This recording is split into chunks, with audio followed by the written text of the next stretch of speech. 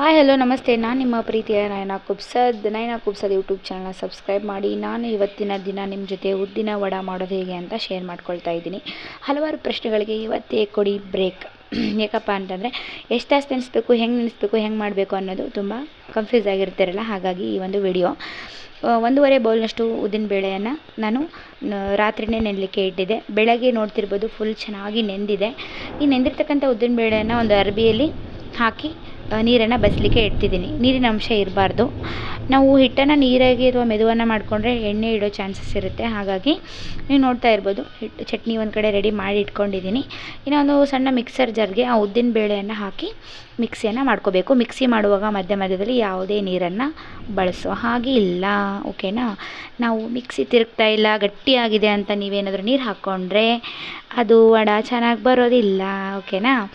ಇವಾಗ ನೀವು ನೋಡ್ತಾ ಇದ್ದೀರಾ, ಮಿಕ್ಸಿಗೆ ನೀರು ಹಾಕ್ದೇ ಮಿಕ್ಸಿ ಮಾಡಿ ಈ ರೀತಿ ಕೈಯಾಡಬೇಕು. ಎಷ್ಟು ಕೈಯಾಡಬೇಕು ಅಂದರೆ ಆ ಹಿಟ್ಟು ಅಳುಕಾಗುತ್ತೆ ರೀ. ಕೈಯಾಡ್ದಾಗೆ ಅಳುಕಾಗುತ್ತೆ, ಮೆತ್ತಾಗುತ್ತೆ. ನೀವು ನೀರು ಹಾಕೋದೇ ಬೇಡ, ಅದಷ್ಟಕ್ಕೆ ಅದೇ ನೀರು ಬಿಟ್ಕೊಳ್ಳುತ್ತೆ, ಓಕೆನಾ.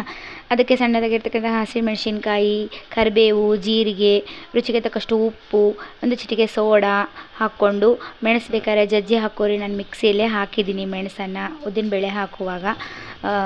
ಮೆಣಸಬೇಕಾದ್ರೆ ಒಂದರಲ್ಲಿ ಒಂದು 3-4 ಭಾಗ ಮಾಡಿ ಹಾಕ್ತಾರೆ, ನೀವು ಹಾಕ್ಕೊಳ್ಳಿ. ಸ್ವಲ್ಪ ಶುಂಠಿ ಪೇಸ್ಟು ಹಾಕ್ಕೊಂಡು ನೀಟಾಗಿ ಕೈಯಾಡ್ತಾ ಇದ್ದೀನಿ. ಕೈಯಾಡಿ ಏನಾಗುತ್ತೆ ಅಂದರೆ ಅದು ಮೆತ್ತಗಾಗುತ್ತೆ ಹಿಟ್ಟು. ನೋಡ್ತಿರ್ಬೋದು ಮಾಡಿದಾಗ ಗಟ್ಟಿ ಇತ್ತು. ನಾ ಕೈಯಾಡಿ ಅದು ಏನಾಗುತ್ತೆ ಮೆದುವಾಗುತ್ತೆ ಹಿಟ್ಟು. ಇನ್ನು ಒಂದು ಬಾಳಿಗೆನ ಇಟ್ಬಿಟ್ಟು ಒಲೆ ಮೇಲೆ ಎಣ್ಣೆಯನ್ನು ಚೆನ್ನಾಗಿ ಕಾಸ್ಕೊಳ್ಳೋಣ. ಕಾಸ್ಕೊಂಡ್ಮೇಲೆ ಒಮ್ಮೆ ಎಣ್ಣೆನ ನೀಟಾಗಿ ಕಾಸ್ಕೊಂಡು ಮೀಡಿಯಮ್ ಫ್ಲೇಮ್ಗೆ ಇಟ್ಬಿಡಿ. ಭಾಳ ಕಾಸ್ಕೊಳಕ್ಕೆ ಹೋಗಬೇಡಿ, ಎಣ್ಣೆನ ಹೊತ್ಬಿಡೋ ಚಾನ್ಸಸ್ ಇರುತ್ತೆ. ಇನ್ನು ವಡೆ ಶೇಪೇ ಬಿಡೋಕ್ಕೆ ಬರಲ್ವಲ್ರಿ ನಮಗೆ. ಎಲ್ಲ ಹಿಟ್ಟು ರೆಡಿ ಆಯಿತು, ಬಜ್ಜಿ ಬಿಟ್ಕೊಂಡು ತಿಂತೀವಿ ಅಂತೀರಾ, ನೋವೇ ಚಾನ್ಸೇ ಇಲ್ಲ.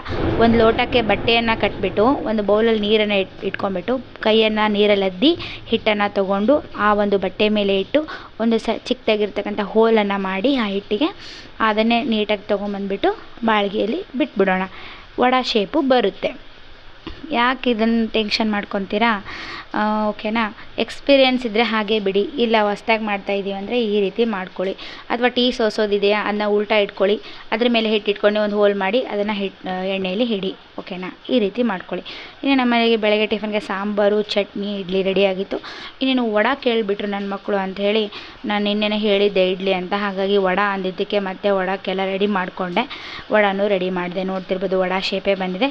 ದೊಡ್ಡದು ಬೇಕಾದರೆ ದೊಡ್ಡ ವಡೆ ಮಾಡ್ಕೊಳ್ಳಿ, ಸಣ್ಣದು ಬೇಕಂದರೆ ಸಣ್ಣ ವಡೆ ಮಾಡ್ಕೊಳ್ಳಿ. ಒಟ್ಟಿನಲ್ಲಿ ಉದ್ದಿನ ವಡೆನ ಮನೆಯಲ್ಲೇ ಮಾಡಿಕೊಂಡು ಹೊರಗಿಂತ ಕ್ರಿಸ್ಪಿ ಒಳಗಿಂತ ಮಿದುವಾಗಿ ಸೂಪರಾಗಿರೋ ಟೇಸ್ಟ್ ಆಗುತ್ತೆ. ಒಂದೊಂದು ಹೋಟೆಲಲ್ಲಿ ನಮಗೆ ಕಂಪ್ಲೇಂಟ್ ಬರುತ್ತೆ, ಒಳಗಡೆ ಹಿಟ್ಟಿತ್ತು, ಬೆಂದಿದ್ದಿಲ್ಲ, ಹಿಟ್ಟಿಟ್ಟು ಥರ ಇತ್ತು ಅಂತ. ಈ ರೀತಿ ಏನೂ ಆಗಲ್ಲ.